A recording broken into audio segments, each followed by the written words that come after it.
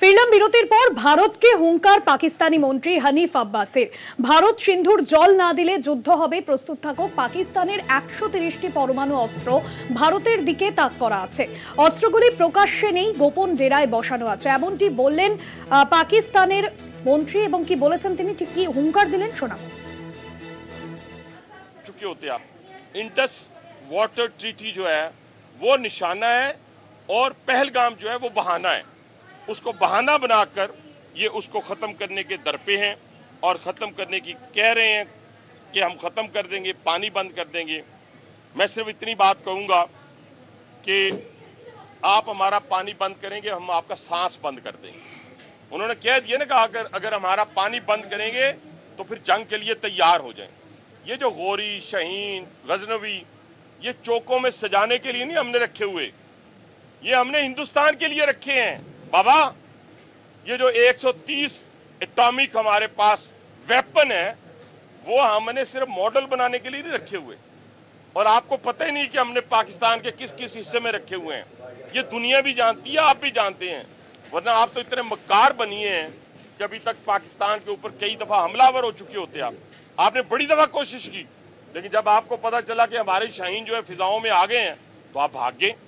तो इसलिए मैं दोबारा दोहराने लगा हूं, ये जो बैलिस्टिक मिसाइल हैं, ये जो क्रूज मिसाइल हैं, ये जो शाहीन है, गौरी है, ये मैं फिर दोहराने लगा हूं, ये हमारे चौकों में नहीं है, ये हमारे बिल्कुल आप इनका रुख आपकी तरफ है और किसी की तरफ नहीं है।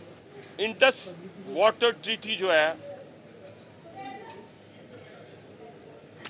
আপনাদের শোনালাম পাকিস্তানের মন্ত্রী তিনি ঠিক কি বলেছেন। আমার সঙ্গে রয়েছেন আমাদের পলিটিক্যাল এডিটর আশিস চট্টোপাধ্যায়। আশিস দা, আমরা দেখেছি পেহেলগামে ঘটনার পরে টিআরএফ এর তরফেও কিন্তু এই ঘটনার দায় স্বীকার করেও পরবর্তীতে অস্বীকার করা হয়, এবং পাকিস্তানের একের পর এক মন্ত্রীদের তরফে, পাকিস্তানের নেতৃত্বের তরফে হুঙ্কার শোনা যাচ্ছে।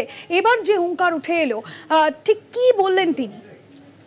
দেখো, এই যে হুঙ্কার বলা হোক বা হুমকি বলা হোক, যাই বলা হোক, এর থেকে একটা জিনিস স্পষ্ট হচ্ছে যে ভারত ইতিমধ্যেই যে ব্যবস্থাগুলো নিয়েছে পাকিস্তানের বিরুদ্ধে, তার মধ্যে সবথেকে বড় গুরুত্বপূর্ণ হতে চলেছে সিন্ধু নদের জল চুক্তি বাতিল।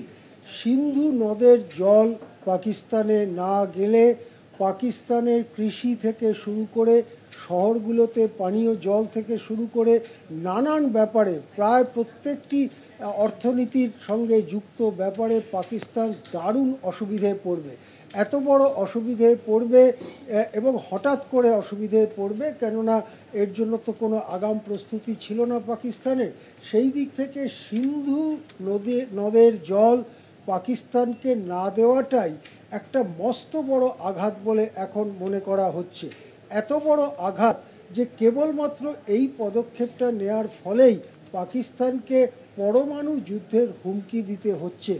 পরমাণু যুদ্ধের হুমকি এর আগেও পাকিস্তান গত বছরগুলোতে কয়েকবার দিয়েছে, কিন্তু এবারে যেভাবে পরমাণু যুদ্ধের হুমকি দেওয়া হচ্ছে, 130টি পরমাণু অস্ত্র, ক্ষেপণাস্ত্র তাদের হাতে রয়েছে বলে তারা বলছেন, ব্যালিস্টিক মিসাইল, ক্রুইজ মিসাইল ইত্যাদির কথা তারা বলছেন। সেটা 130 হতে পারে বা তার থেকে কিছু কম বেশি হতে পারে, কিন্তু পরমাণু অস্ত্র যে পাকিস্তানের কাছে আছে এটা কোনো নতুন ব্যাপার নয়, গোপন ব্যাপারও নয়। আবার পরমাণু অস্ত্র যে ভারতের কাছেও আছে এটাও বিশ্বের জানা, সকলেরই জানা। সুতরাং এখন প্রশ্ন হচ্ছে যে ভারত যে পদক্ষেপ নিয়েছে তাতেই যদি পাকিস্তানের ত্রাহি ত্রাহি রব উঠে যায়, তাতেই যদি পরমাণু যুদ্ধের হুমকি দিতে হয় পাকিস্তানের কোনো একজন মন্ত্রীকে, যথেষ্ট দায়িত্বজ্ঞানহীন মন্ত্রী, তার কথা শুনেই বোঝা যাচ্ছে, কেননা পরমাণু যুদ্ধ কি, পাকিস্তান এইটুকু একটা জায়গা ভারতের তুলনায়।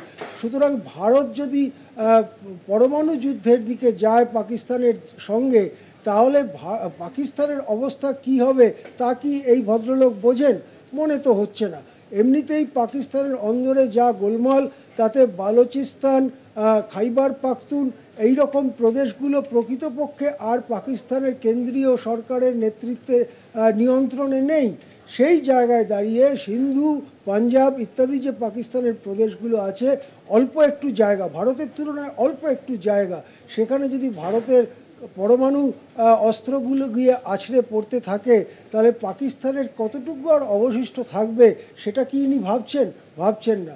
আসলে পরমাণু অস্ত্র এই ভদ্রলোকের নিয়ন্ত্রণেও নেই, পরমাণু অস্ত্র পাকিস্তানের প্রধানমন্ত্রীরও নিয়ন্ত্রণে নেই। সে নিয়ন্ত্রণ রয়েছে পাক সেনাবাহিনী। পাক সেনাবাহিনী পরমাণু অস্ত্র নিয়ন্ত্রণ করে, গোটা মিলিটারি ব্যবস্থা নিয়ন্ত্রণ করে, আর এই ভদ্রলোক সহ পাক সরকারকেও নিয়ন্ত্রণ করে, যেটা ভারতের অবস্থাটা ঠিক তা নয়।